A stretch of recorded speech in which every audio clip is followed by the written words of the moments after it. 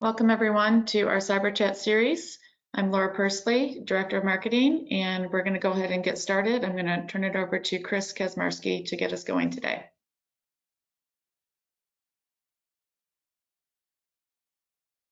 All right. Thank you, Laura, for the introduction. And welcome everybody to day 2 of the Sensado Cyber Chat series. As Laura mentioned, my name is Chris Kazmarski, and I am the Director of Business Development Sales here at Sensado. I just wanted to take a moment as well to thank everyone for taking 20 minutes out of their day to sit down with myself, to sit down with my team, and to learn a little bit more about some myths around medical device cybersecurity as a whole. So we're going to run through a couple of different topics, but again, I just want to say we truly thank you for taking the time to sit down with us today. So as Laura outlined yesterday, and what she had gone over was a presentation on how to take action from current threats. Today, we're talking about myths of medical device cybersecurity. Tomorrow, we'll be going into learn what scares a cyber attacker. Thursday, we'll have a presentation on how to respond when you get a threat alert. And Friday, we'll bring it home with how well do you know your network. So if you didn't have the chance to sit in on yesterday's session, if you go to the events page, the recording is available, and I highly suggest you take the time when you have 20 minutes free to go over, as Laura was able to discuss some very important topics. But as I alluded to, today we're going to be focusing on medical device security and some myths around it.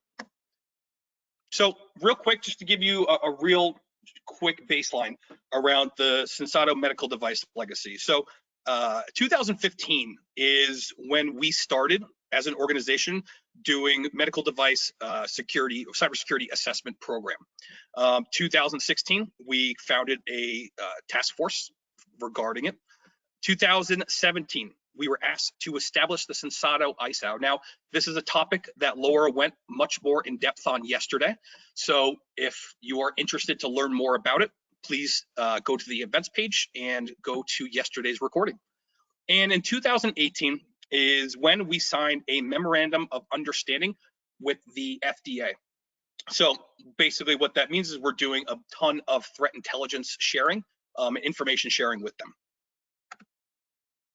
But again, that's a topic that Laura goes a little more into if you're interested. So 3 things we're going to cover today.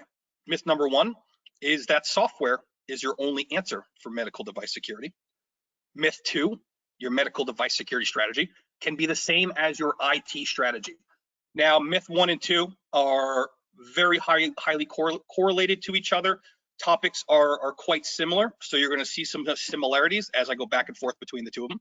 And then lastly, we're going to take it home with the myth that medical devices are rarely attacked or rarely targeted during an attack.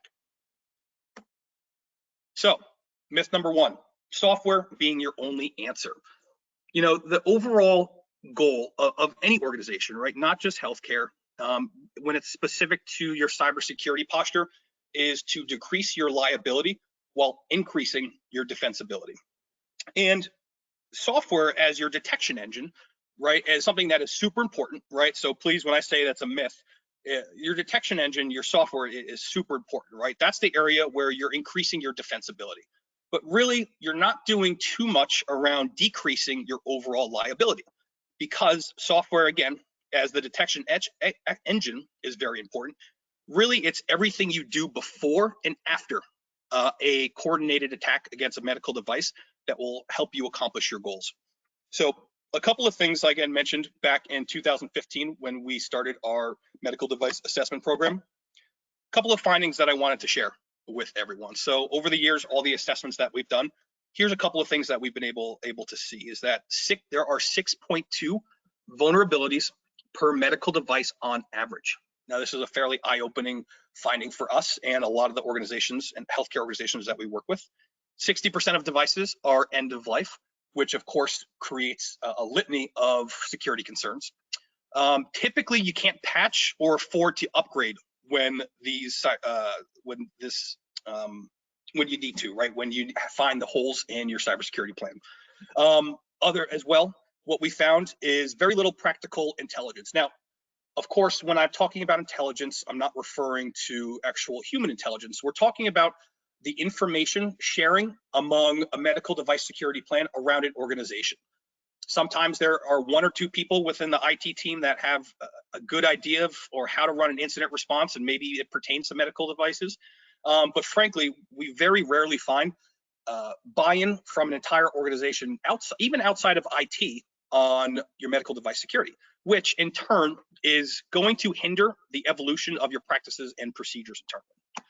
So, as I had mentioned, it's all about what you do and after a coordinated attack that will help you accomplish your goals.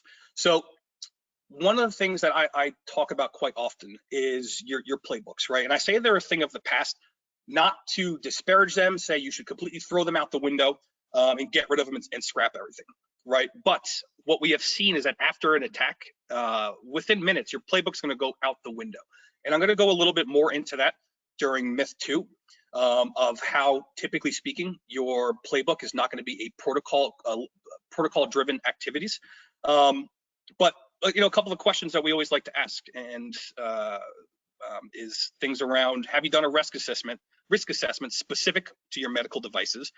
And what goes into what I just mentioned: are you prepared with the proper protocol-driven responses after a coordinated attack? So that information is all well and good, and I'd like to give you a couple of things here, or 3 things that you could do today that will take you beyond, the concept that software is your only form that you need of cybersecurity. So step 1 is doing a maturity model or a risk assessment. So this will give you the absolute baseline of where your current status is of your incident response program. And from there, take you to step 2. Once you understand the findings of that risk assessment, you can sit down and determine new protocols, a protocol-driven activity that you can start to incorporate and update your playbook. Step 3, and I'll show you during when we talk about the second myth, why these are so important for a healthcare organization. But step 3 would be to run a tabletop simulation to put these new protocols to the test. And this is or, but really this is an and or. It should be both. But if you can only do one, that's great. You're still ahead of the game. But incident response training with your IT. So that's creating a rapid response team that can handle these attacks, that are trained to follow these new protocols that you put in place. So both of these are very important. This isn't an and, it's more of an and or situation, but obviously the goal here is to at least have one of them in place. So one thing I wanted to give you guys kind of a level set here. When we're talking about incident response, what you should be judging yourself on as a standard, right? Your ability to detect, triage, respond, and contain a threat on a medical device. The goal for your organization should be 14-minute response and stabilization. So I want to give you guys that as really, again, that line in the sand. That's what your organization should be shooting for. All right, let's move on to myth number 2. Your medical device security strategy can be the same as your IT strategy. We see this quite frequently across a majority of organizations for a multitude of reasons, which we don't necessarily have to go into today. That's not the purpose of today's call. But the purpose of kind of debunking this myth is, if you think about everything that is in place today that is part of your cybersecurity strategy on your traditional IT systems, when we talk about HIPAA, when we talk about NIST CSF, when we talk about doing penetration testing, monitoring, everything is designed to protect data on your traditional IT systems. So your critical infrastructure, like your servers, could be things like laptops. And everything here is all designed to protect data. The outlier is when it comes to medical devices, because all of a sudden, data is still important. Don't get me wrong, that's obviously should be still part of the conversation. But when it comes to protecting your medical devices, which are extremely susceptible to attacks, it needs to be patient safety first, because it could be very likely that some of these devices are protecting people's lives and are currently on, making sure that people are in the moment are safe. So when it comes to, again, this concept that it can be the same as your traditional IT systems, you need to shift your mindset to think that it's about patient safety first when it comes to your strategy around medical device security and your incident response, which is why it needs to be different and needs to be separate than your typical IT strategy. Because it really, if you think about it, right, if hackers are not holding healthcare institutions to a ransom over customer data or employee data, they're taking control of medical devices, disabling them, demanding payment before devices can be restored to working order. So a healthcare provider, a hospital must pay the ransom or risk patients dying without adequate healthcare support. So that right there is exactly a reason why you need to have a separate set of strategies in place. So I could sit here and preach that all day, but let me talk a little bit about what some of those action items are. So what I've put together are 5 action items on the right side of your screen here. Now, they are in logical order. However, we typically find that many organizations have at least 1 or 2 of these done in no specific order. So these are things that can build on the very first step, but they don't have to start from 1 and end at 5. But for the sake of today's conversation, what can you be doing different today? And the first and foremost, and as we see as a piece of advice, is developing a medical device cybersecurity incident response team. So what we have found and what the research has found is obviously you can very easily correlate all of the negative impact of a data breach. But what we like to talk about, what I was actually able to find, was some dollar amounts around the positive impact. So what's the positive impact of developing a cybersecurity IR team? So if you look, the third one down on this list here is, on average, the positive impact on a healthcare organization of the formation of an IR team is $272,000 a year. Now, next step would be to establish a medical device cybersecurity incident response protocols. From there, you're training an IR team in rapid response. So the rapid response would go back to a little bit what I talked about during myth 1, where you should be shooting for that 14-minute time frame. But again, that would be taking those protocols and training an IR team in that rapid response is very, very important. Next would be to test the medical device cybersecurity IR program annually. And it is coincidental, or not coincidental, I should say, that the top of this list of cost reducing factors is incident response testing, which on average saves healthcare organizations almost $300,000 a year. And lastly, which I touched upon a little bit, would be integrating this medical device cybersecurity IR with the IT security team. So that would be, again, not throwing everything out the window that you've done from on the IT side, but layering this in, right, as a different set of protocols that can be followed, that again, still fall into your overall IT strategy, but are still separate. So lastly, we'll talk quickly about how most people, or a lot of conversations, are not typically around medical devices when it comes to a coordinated attack. So this concept that medical devices are really targeted during the attack is an absolute myth. So according to Palo Alto Networks, internet connected medical device imaging machines, such as an MRI, are especially susceptible to these attacks. In fact, in 2020, they found 83% of medical imaging devices were vulnerable to attacks, and that is up from 56% in just 2018. Now, I've personally found this stat the most eye-opening. Is a survey was done of the Fortune 1000 medical device companies in the US, and only 18% believed that their medical device security was strong.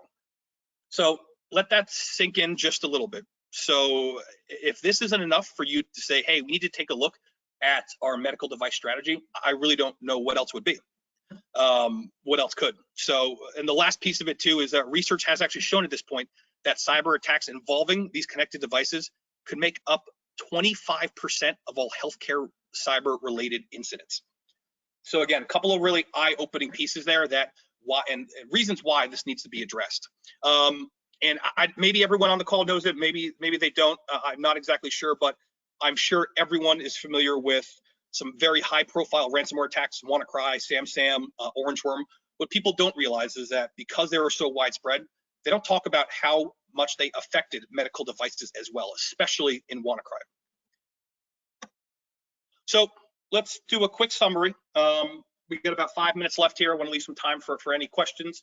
A couple of things that I hope you can take away from this presentation today, to not only maybe open up your mind a little bit to thinking about your medical device security a little bit differently from the way that you are looking at traditional IT, but to really to focus on patient safety when you are doing your planning for your medical device security. So again, not anything groundbreaking, but a quick shift in your mindset when it comes to building out incident response.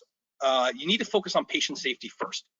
Next, do a maturity model or a risk assessment, but do it exclusively to your medical device security plan, right? This would be a great way to get a baseline to figure out where you're at and where you could start to improve. From there, you can take those findings and incorporate new protocol-driven activity for before and after an attack. And I'll say that again because what's really important there is protocol-driven activity for before and after the attack. Because the last thing we want to happen is a coordinated attack to occur, and for you to have to go back and have your playbook get thrown out the window within minutes. And in order to make sure that doesn't happen is to run a tabletop simulation, right? Test it to see how good it works and find out where it breaks so that you can fix it. And the one thing I'm going to leave everyone with is a question. And obviously we don't have to answer this in the chat here, but something I want you to think about. Would you agree to a pen test today with no rules of engagement targeting your medical devices? If the answer is no, why would would we want to do one with rules of engagement? I'd really want to know why, and I'd want to dig deeper into that. So some food for thought as you leave this presentation. Real quick, I do want to highlight and talk about how here at Sensata, we do have a medical device program. I'm not going to only talk very briefly about it.